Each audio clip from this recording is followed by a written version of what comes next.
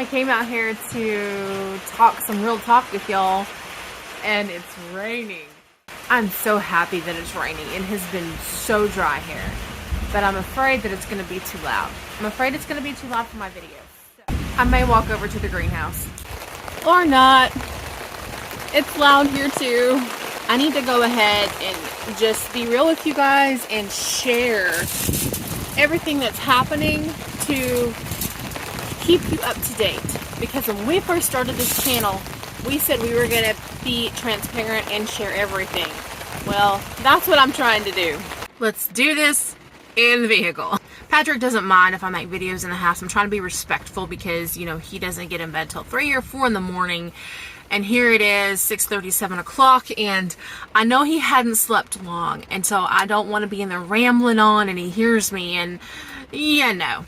But guys, I don't know how long this video is going to be, but I'm going to try to catch you up since we found out that we were moving, and I want to explain things to you, and I want you guys to understand what's going on. You know, I make like TikTok videos and just little clips, but there's no details in them.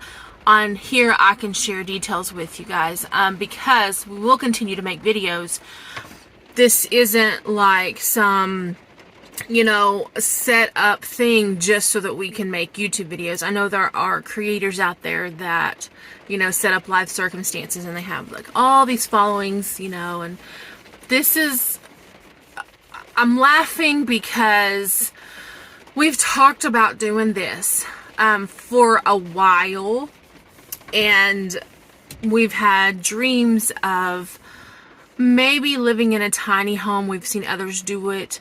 And so we've talked about it. It's not nothing, you know, that really comes as a surprise to us. However, I didn't expect it to come this way.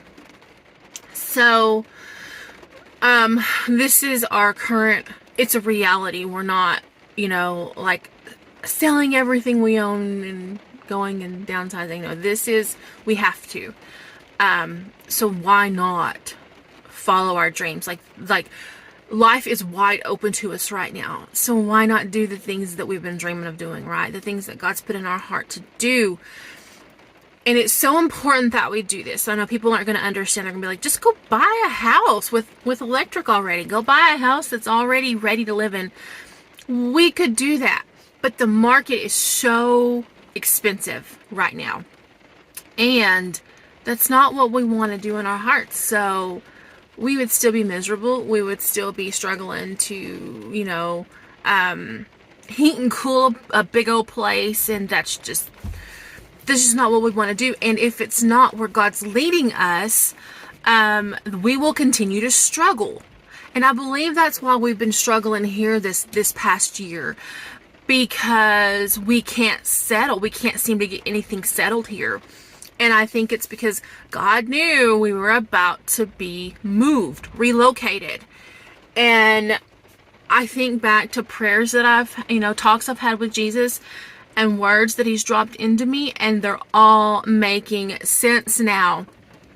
So Sunday morning, I'm going to be so real. I'm not here to bash anybody. So I don't want anybody to think bad about any of the situation, but Sunday morning we were on our way to church, and Patrick got a text from the people that we've signed a rent contract. Like, we have a contract to rent the place, and we've been here for almost 10 years. And they've been so good to us, and we love it down here, and we have great neighbors, and we really thought we would buy this place. So when we signed the contract, it was with intention to buy. We thought we would. But over the years, we kept hitting roadblocks, like lenders wouldn't lend to us and such and whatever. Mostly because of the home part. It's not on a foundation. It's just, you know, it's a manufactured home. It's 4 to 5 bedrooms, and it's pretty big size, but it's not a permanent dwelling place. So we kept hitting those roadblocks and really frustrated and ready to settle in and try to do permanent stuff. But when we got the text Sunday that they wanted to talk about the house, I already kind of had a feeling already, and I had already had that feeling. And me and Patrick not long ago was just talking about, you know, wonder if they're ready for us to go. So we went over there that morning before church, Sunday morning before church, and we all just had the hard talk, and neither of us want to leave with hard feelings or anything, because they're good people, and I don't want them to be burdened that we're still here. Maybe they have other plans, for the place, and it does cost us a lot to cool it down and to heat it in the winter. And it's just me, Patrick, and Chloe, and we don't need 5 bedrooms, right? And we have all this empty space, and it is too big for us, and we totally agreed.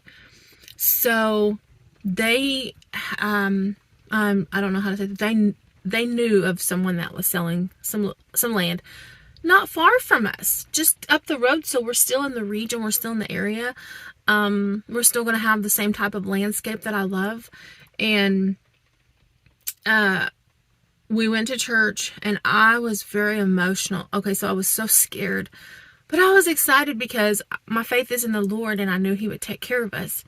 But there's still the feelings, that come with it. And what are we going to do? How am I going to pack up all of this stuff? And what are we going to do with it? And all the questions. And I worshiped the Lord that morning at church, and I cried and I prayed, and I, just went through all my emotions with Him. And then we had a motorcycle ministry meeting, and we went to that, and Patrick got the phone call that afternoon that, yes, he would sell some of his land to us and just go by there and talk to him. So I was like, oh my gosh, God worked so fast, so very fast. So the next day, which would have been Monday, early that morning is when I got the phone call about my brother being found shot and left. And my mom had texted me at 3 o'clock, and she's like, are you awake? And of course I was awake, because I was kind of like in a place where I couldn't sleep because of all the things, my emotions were keeping me up. I was planning ahead and trying to prepare for everything. And anyway, we talked for a while, and that was kind of hard.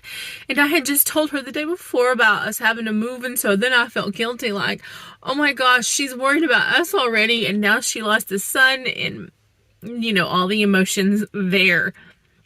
So we went and we went to the guy's house, and he told us, there's a road that goes up on the top of the hill, and we could go look at it, and all this stuff. And he told us the property lines, and we didn't set an acreage amount, so we were just thinking what we could afford. And I believe what Patrick and him worked out was like owner financing or buyer financing, or he was going to finance some land to us. We had to put a down payment down, so we said we could do that next month. Well, we had to find out, or he had to find out how much per acre, because none of us know. I do know it, land is pretty expensive right now, but, so we scoped out where we wanted to go, and we know we're going to have to cut a road if we want a private road from the main road to our place, which isn't going to be a huge deal. And we started looking at tiny houses, and we went and looked. We actually went and looked the night before, because we're going to get on this. And we already kind of have a game plan with that and how we're going to proceed with that. But if we can, we would like to just get the loan for the land and pay him outright. If not, if not, then we'll do owner financing. But we have to be careful, because we don't want to accrue a lot of debt to pay every month. So we have to be careful with how much acreage we can literally afford to pay for, right? So plus the tiny house, we're going to have to finance that, because I don't believe we can pay that outright. We just don't have the money. He called and checked to see how much, he had available to him to get, and how much we had, but we have to be very careful on how we do this financing and how much debt we accrue, because we don't want to be in debt. So the good news is, this is good news to me, and I know this isn't available for everybody, but I am a registered tribal citizen and for the Cherokee Nation, and they will pay for a well to be dug. Praise God. Because there's no water up there. There's no electricity up there. We did call about the electricity that Monday, and we have to have an address and a road before they can come up, and then because we don't know how much it's going to cost to set a pole. So that's why I was thinking I would get a tribal loan and help pay for some of these other costs that we may not know is ahead of us, to get everything set up, right? So, okay, so the thought is, let's just move to the woods. This was me. Let's just move to the woods and put a tiny house. That's a great thought. But how are you going to live off-grid? Or do you want to have electricity and running water, right? And if you do, how do you get that stuff out in the middle of nowhere? Plus, I looked into solar, and I'm like, okay, solar would be great, and we still want to have solar.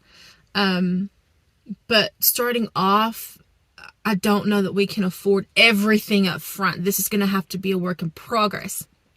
And the land is going to need to be cleaned up to be livable. And it's beautiful out there. I'm not bashing the land. I hope that doesn't sound like it. But, just brush cleared, some of the trees need to be cut and cleared so that we can, have, back our little house up in there. Just things like that. And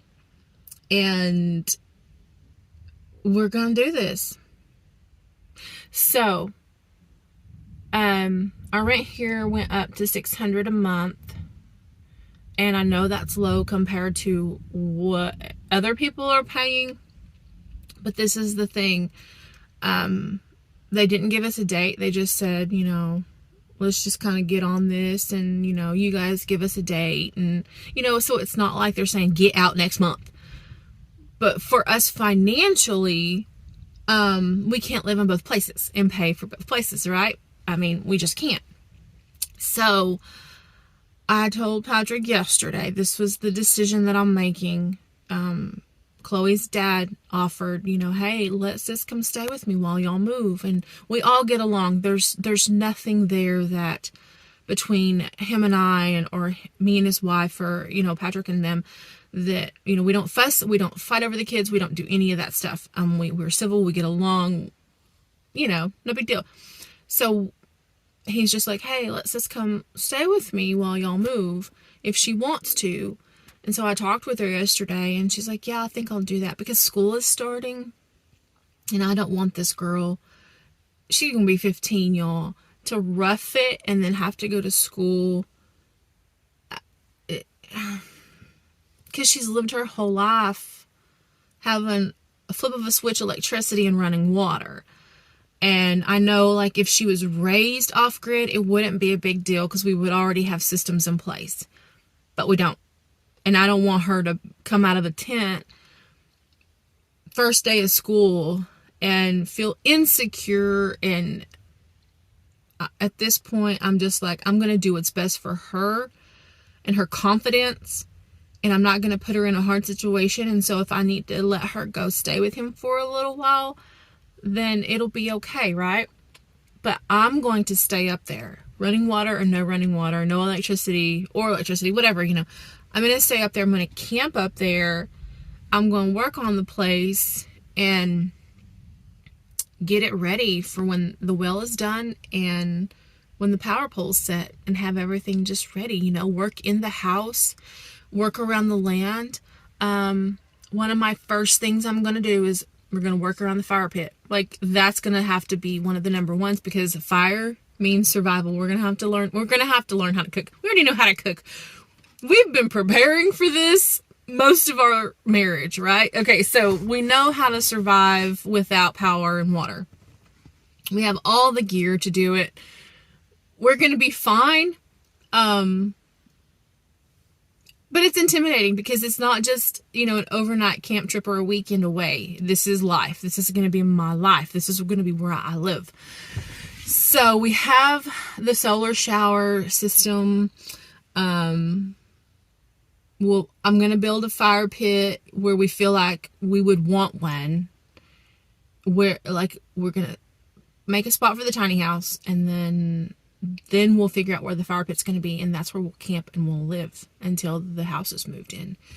And then I will continue to camp until we get the house finished inside so that we can move in. I'll probably sleep in there some, but I can sleep out the back of the vehicle. I love doing that. I love to go on solo camps. We could sleep in the tent. It doesn't matter. It would be me and Patrick. That is the plan. So that we're not having to pay for this and that, because we'll still have to, have the heating cost or the cooling cost here and the water and the rent and all the stuff. And then plus living there, we'll have to pay our land rent, our land payment, and our little tiny house payment. Can't do it. So that's the plan. And to share part of my dream with you, it's very, I shouldn't, but I'm going to because I'm excited. I want to go ahead and share it and document it because I've been talking to Patrick about doing this for a while, and we've talked about it. It was like maybe a few years ago we started talking about if we could move one of those tiny buildings here and make it into a small guest cabin for traveling ministers that come through. If someone needs a place to land for the night, or if they come and stay and they want a place of solitude, or they want to walk the prayer trail or just have privacy, then we could offer that to them. But that never happened. But there is a strong possibility, a strong chance now that we can do that if it's the Lord's will for us to do this. So one of the next things I'm going to do is I'm going to cut out a new prayer trail where we're going, because it's like the land here. It's going to take me some work, but I have to have one in my life. I want to have a place where I can go and walk and pray. I just enjoy that so much. And I walked this one yesterday, just talking to the Lord about my brother and the situation and all the things.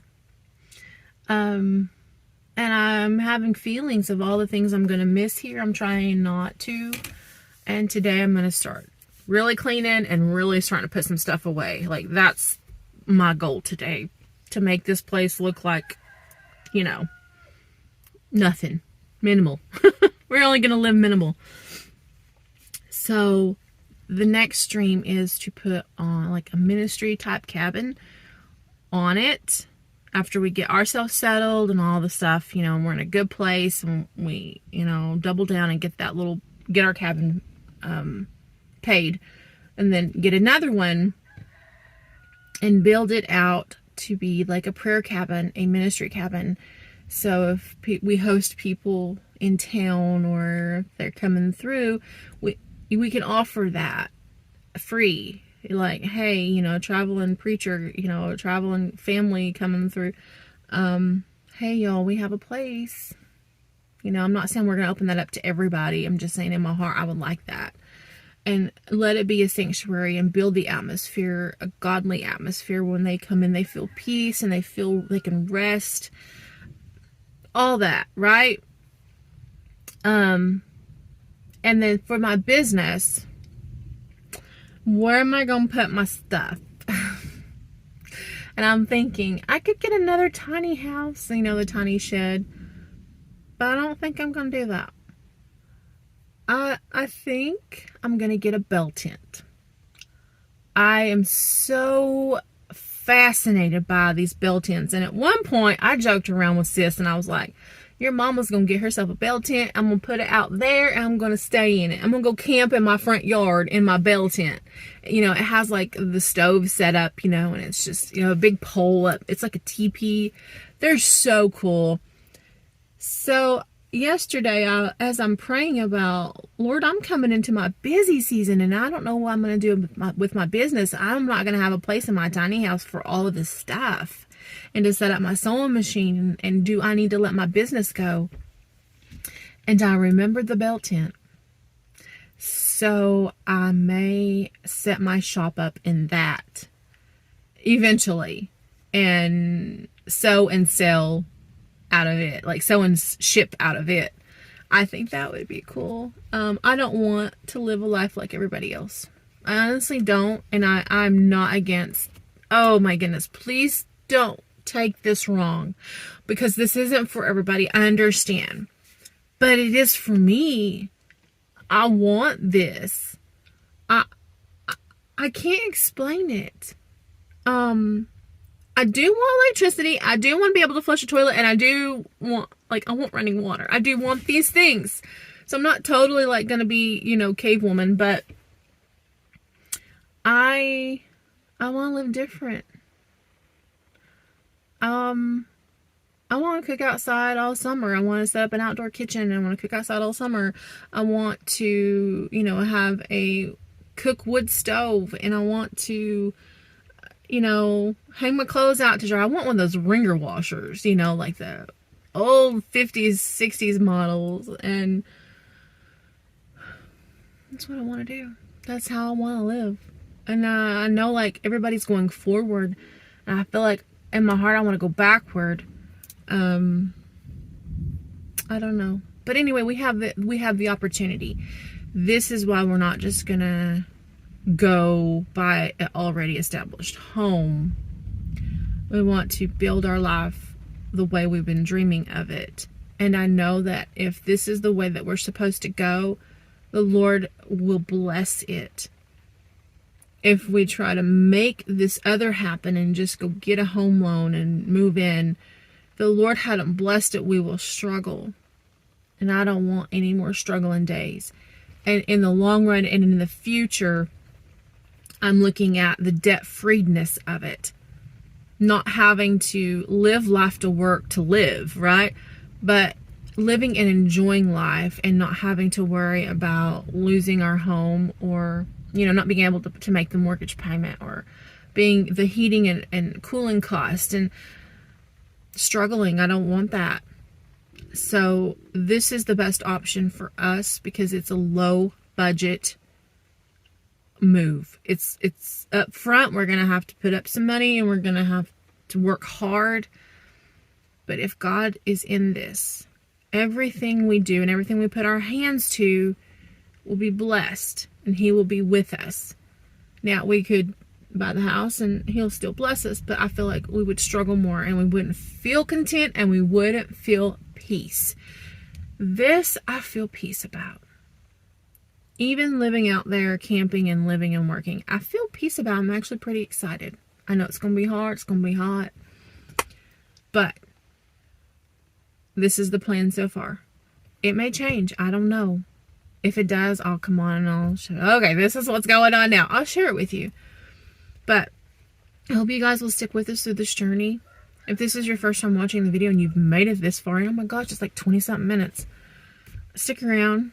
And I thank you for you guys' support by your views, by your likes, your comments. That really helps our channel. We are so slow growing on here. I don't make exciting content. I know I don't compared to other channels, and that's fine. And if you're coming over here from TikTok and you watch me over there, that count has blew up, and I appreciate you guys so much. But I'm going to try to accommodate both and keep both of you updated. Now on TikTok, I can't do the in-depth videos. I can only do them here. Over there, I just give you guys short clips of the day. I will continue to do that because it's just going to be real stuff. Like, this is what's going on. So, God bless you guys. Thanks for hanging out with me. Continue to pray for my family. My mom's got a lot of stuff to prepare for. And I'm just praying as we go. Praying as we go. I still have faith the Lord can do miracles. I still have faith that He can do miracles like He did in the Bible. Because the Bible, everything He did in the Bible in those days is still for us in these days. And I'm leaving things in His hands, but I know that there's resurrection power in the name of Jesus. And if He chooses to fulfill that in my brother and raise him and use him, I'm praying. I'm still praying that there is still a body God raises for His glory. For His glory. So I'm not in mourning. I'm not going through grief. I am for my mom. She's, having to lay a son, a child to rest. And many mamas have been through this. And it's a hard deal. But I told her yesterday, I said, Mom, I'm still praying and believing. Still praying and believing. Because there's resurrection power in the name of Jesus. And we know that miracles will happen in the last days. And we're living in the last days. And he was involved with people that he shouldn't have been involved with. Doing things he shouldn't have been doing. But there's a life out there that we don't know about. A life that you can't get free from. And it's not just that easy for them without the Lord to walk away. Without His covering and His protection, right? To just walk away. So then I'm praying, Lord, as I walked my trail yesterday, I said, this is in your hands, but I want you to know that your daughter has faith to believe that if you choose to raise him up for your glory with a fierce and tenacious faith to set the others free, then so be it.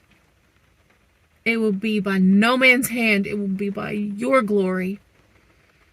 And I've heard testimonies of people passing away and then being raised. And so I'm still believing. Every time someone passes away, I believe until they lay them in the ground. Because I know He can do it. And I will continue to believe that way. No matter who it is. For God's glory, right? Because we are set here. We are here to destroy the works of the enemy. And that is why we are dedicating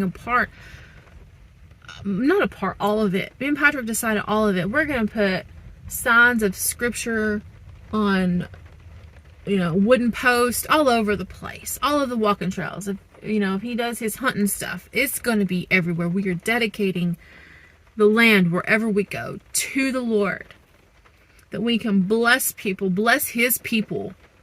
I know it's going to take time, but that's just another part of it. I wanted to share just at the end for those of you that are still here. Love you guys.